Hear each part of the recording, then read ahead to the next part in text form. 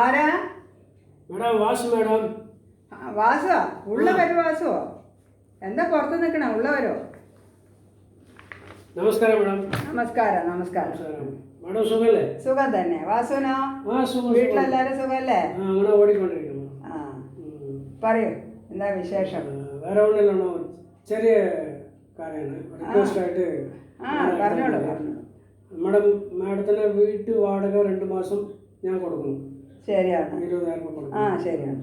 അതിൻ്റെ പകരം മാഡത്തിന് തെറ്റിദ്ധരിക്കരുത് കേട്ടോ. അതിൻ്റെ പകരം പറയട്ടെ? പറയോ? അതിൻ്റെ പകരം എൻ്റെ അടുത്ത് തേങ്ങ ഉണ്ട്, ഒരു 222 തേങ്ങ ഞാൻ കൊടുക്കട്ടെ? വാടകയുടെ പകരം. വാടകയ്ക്ക് പകരം? പൈസയുടെ പകരം. തേങ്ങ വ്യാപാരം ഭയങ്കരമായിട്ടല്ല, ആൾക്കാർ മേടിക്കുന്നത് കുറവാണ്. അതുകൊണ്ട് മാഡത്തിന് വാടകയുടെ പകരം, പണത്തിൻ്റെ പകരം തേങ്ങ കൊടുത്തിട്ടാണ് ചോദിക്കാൻ വന്നത്. ശരി വാസു, വാസുവിൻ്റെ ഐഡിയ നല്ലതാണല്ലോ. എനിക്ക് ഇപ്പോഴാണ് തോന്നുന്നത്. എനിക്കാണെങ്കിൽ തേങ്ങയില്ല വീട്ടിൽ, വെളിച്ചെണ്ണയില്ല വീട്ടിൽ. ഞാൻ തുറന്ന് പറയാം, തേങ്ങയ്ക്ക് എന്താ വില ഇപ്പോൾ?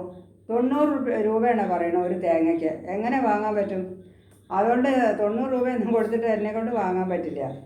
ഞാൻ കുറേ ദിവസം കൊണ്ട് വിചാരിക്കുന്നുണ്ട് കുറച്ച് തേങ്ങ വാങ്ങിയിട്ട് എണ്ണ ആട്ടി വയ്ക്കണമെന്ന്, എന്നാൽ ക്ഷാമമില്ലാതെ ഉപയോഗിക്കാമല്ലോ.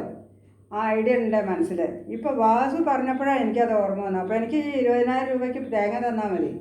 ശരി ശരി. എത്ര? ഇല്ല ഇല്ല, എത്ര തേങ്ങ വരും? അങ്ങനെ കണക്ക് നോക്കിയാൽ 222 തേങ്ങ വരും. 222 തേങ്ങ. നമ്മൾ മാർക്കറ്റിൽ ഞാൻ മേടിച്ചത് 95 രൂപയാണ് ഒരു തേങ്ങ മേടിച്ചിട്ട്. ഇവിടെ ആ മാർക്കറ്റിൽ കൊണ്ടുവന്നിട്ട് വിൽക്കുമ്പോൾ അത് 90 രൂപയാണ് ഞാൻ കൊടുക്കും.